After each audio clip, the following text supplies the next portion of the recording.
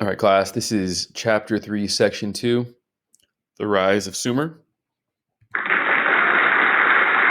Here we have a few maps that show the location of Sumer. So you can see it's towards the bottom of the Euphrates and the Tigris rivers, right here, kind of above the Persian Gulf.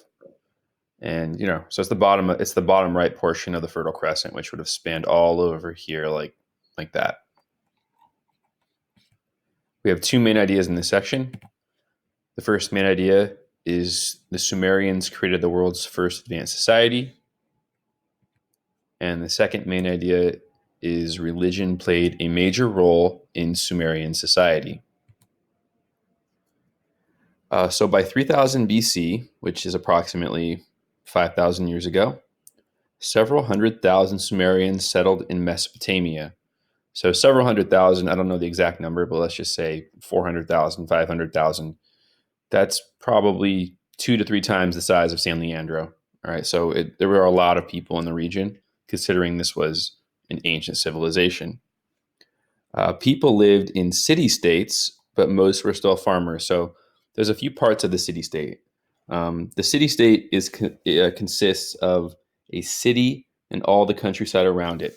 I'll get back to that, but there's two terms you need to know here. The first term is rural, which would have been outside the city walls. This is all the countryside with the crops and the farms where they would have grown their food.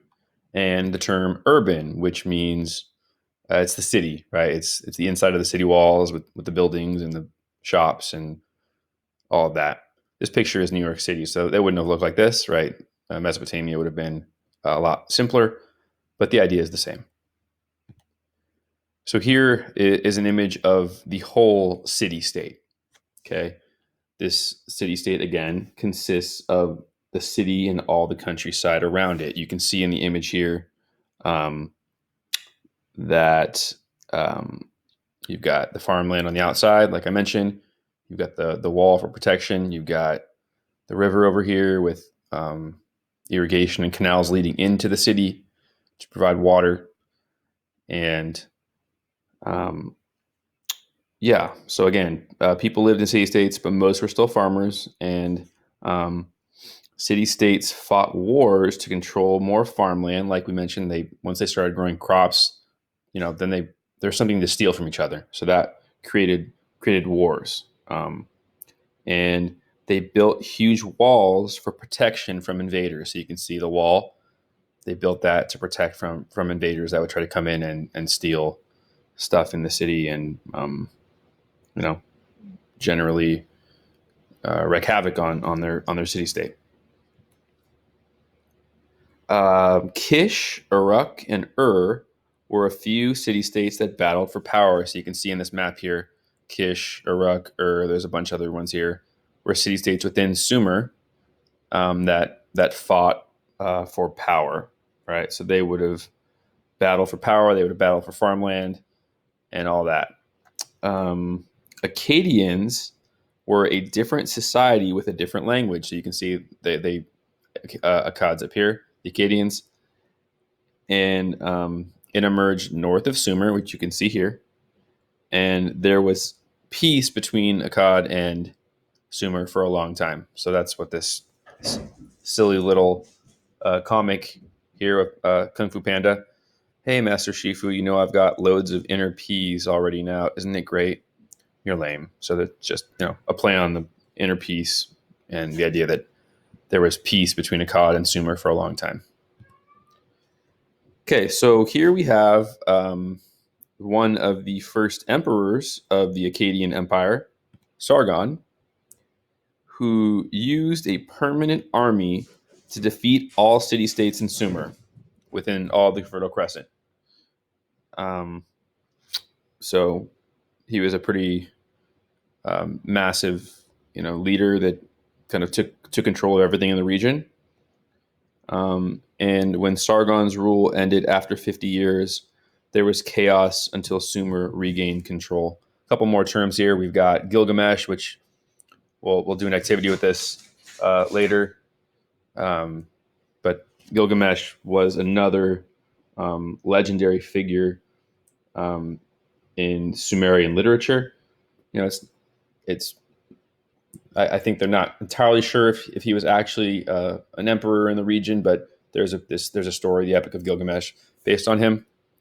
And the term empire just means land with different territories and peoples under a single rule, which would be perfect to describe what Sargon ruled over. Right, he ruled over an empire with lots of different lands under his rule. All right, next we've got looking at religion in the region. So Sumerians worshipped many gods. So that's the term polytheism. Poly means many, theism, worship of gods, so the worship of many gods.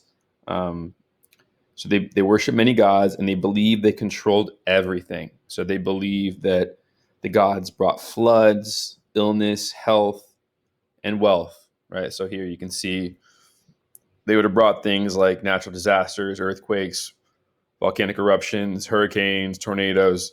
That would have been all caused by the gods. This image here is the Hindu deities, which we'll study later on. This is just showing you the idea behind polytheism, which is multiple gods. And people relied on priests to appease the gods or please the gods. So this image down here is showing, I think it's showing priests maybe performing rituals. Here shows the kind of the hierarchy of how Mesopotamian society looks. So who was at the top of society versus the bottom. So priests were at the top of the Mesopotamian or the Sumerian hierarchy. So they were super, super respected because religion was so important, right? The high priests and then the nobles below them were at the top of society. Below them, you've got officials, scribes. Scribes would have been writers, and minor priests. All right, but still pretty high up there. Below them, craftsmen who would have made stuff, and then at the bottom, you've got servants, laborers, and peasants, farmers. Right, people who did the physical labor.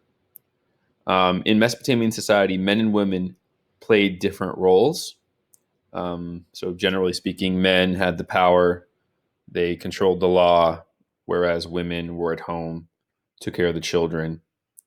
Um, a few women could be priestesses, right? Female priests, but I don't believe that would have been common.